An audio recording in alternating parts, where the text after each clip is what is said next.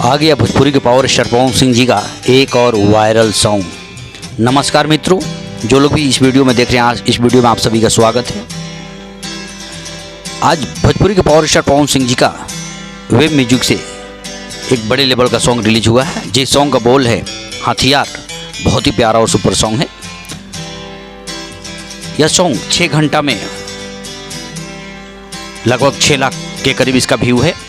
Like की बात करते 102 और कमेंट्स 13 के।